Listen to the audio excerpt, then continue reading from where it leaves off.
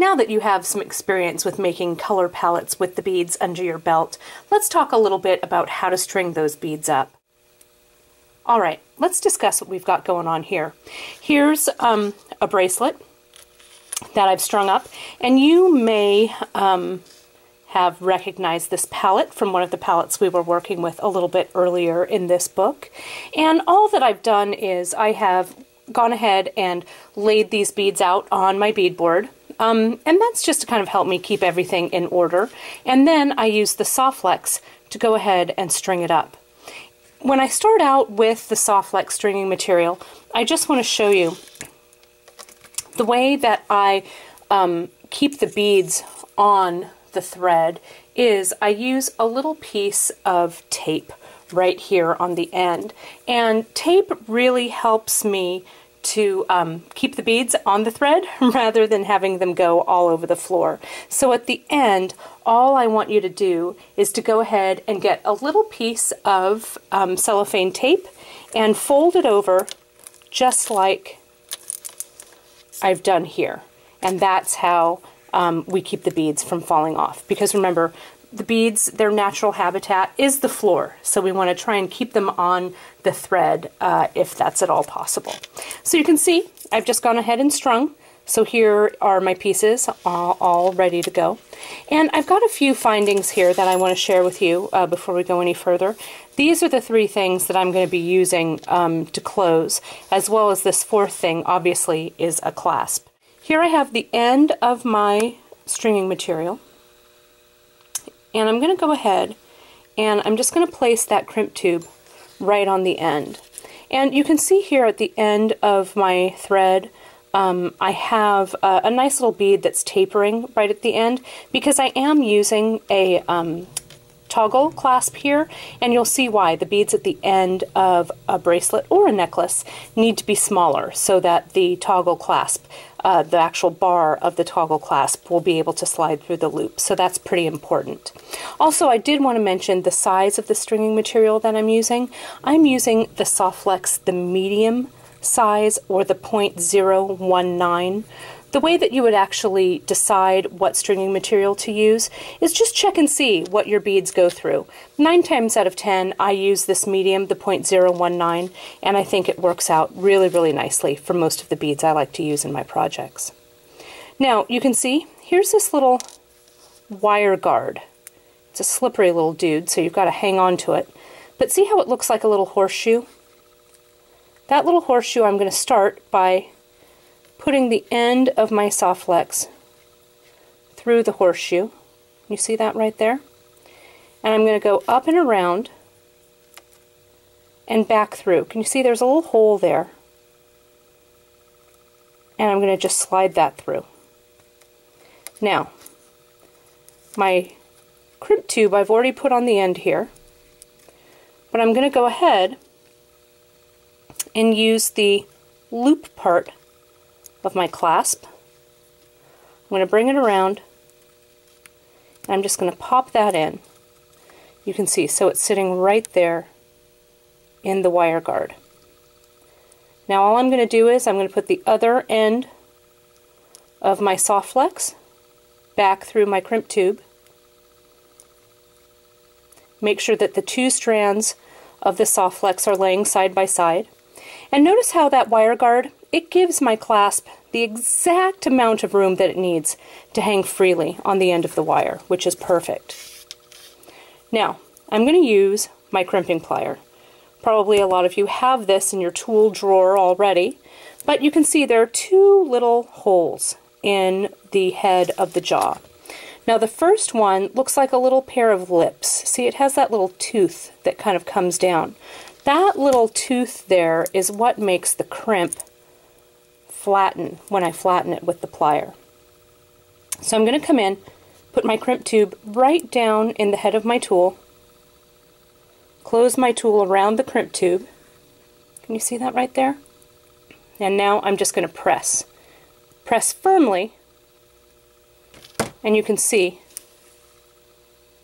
how that's nicely crimped there? That's what we want. We want to make sure that that crimp goes all the way across like that.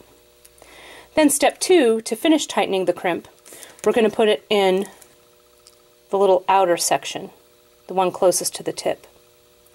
And this is the trick here, you guys. See how my crimp tube, it's lying flat right here. The little divot that I put in it is poking, or you can see it through the heads of the jaw of the tool right here. So it's laying flat across that little oval. And I'm going to just crimp it closed. See that? And it brings the ends of the crimp tube close together.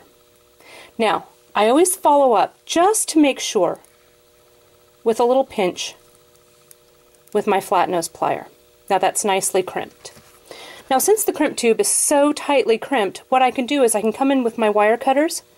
I'm going to come in, pull really tightly, and cut my extra soft flex away at the crimp tube.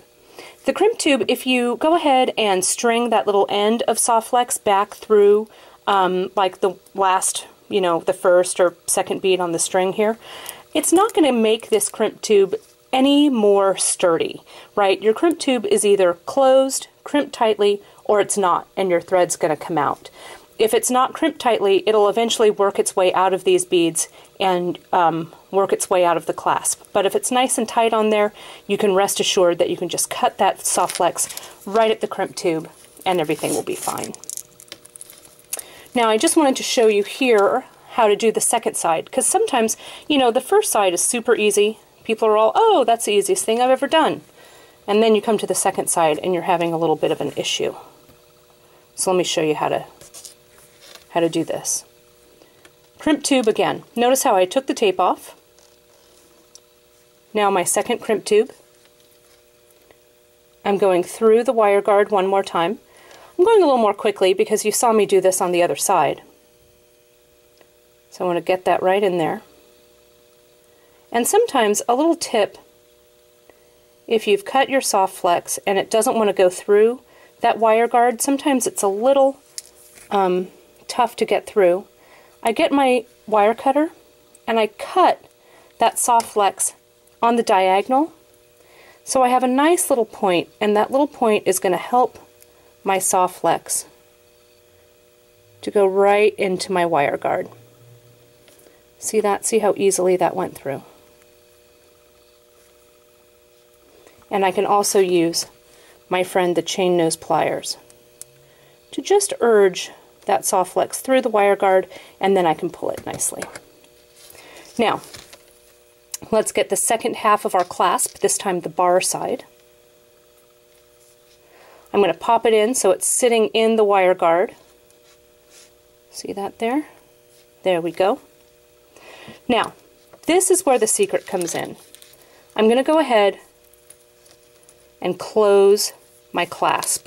Because when you're stringing with nylon coated stringing material, sometimes if you crimp it too tightly, the necklace or the bracelet is going to be really, really stiff, and it's going to be difficult to wear, and it's not going to drape nicely. So if you crimp your piece while it's in the round, in a circle like this, you're going to have the exactly right or correct amount of room so that your necklace will swing nice and freely. And you'll see what I mean here. I'm going to go ahead and string my soft flex right back through my crimp tube. And you can see I have all of this extra soft flex there, but there's no worries. I'm just going to grab it with the tip of my chain nose pliers and gently pull it tight so I've taken up all of the extra soft flex, and I just want to adjust and make sure. I'm going to push my beads over. I have just a little bit of space there.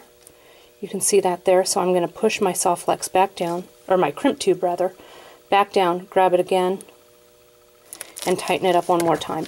And you can see, before I actually even crimp this, see the nice movement, how it's not so stiff? So I just check it, and then I'm sure that things are going to be just fine. At this point, I take my toggle clasp apart so I can grab it, so I can reach it to actually crimp. And notice, see here, that's why I use those little beads at the end. That allows my toggle clasp to fold down the bar of my toggle. and slip through. So that's why we have to have smaller beads at the end when we're using a toggle. Now I'm just going to come in, make sure that a little bit of slack there. There we go. Perfect. I come in and I crimp just like I did the other side. With the first side, gently close, and with the tips, I'm going to go ahead and tighten that down. Give it an extra little press with my needle nose pliers, and come in with my wire cutter and clip it away. So now what we have is a beautifully crimped bracelet. But we're not going to stop there, you guys. We're going to go ahead and cover that little crimp tube with this crimp cover, and I'm going to show you how easy it is to put it on. What I do is I grab my crimp cover with the tip of my crimping plier, just like that, so you can see how it's open. And I come in and I lay my crimp tube right in there. Can you see that right there? And then I gently squeeze with the tool to close it. Now I just come right back in and give it a little squeeze on top of the seam. And can you see how nicely that closes around? It looks just like a nice little finished bead. So you can see here when I put everything through, how it's such a nice finish. I can't see any of that beading wire. I'm going to go ahead and add another one to the other side here. But as you can see, that's how easy it is to string up something and to close it off with a clasp using soft flex.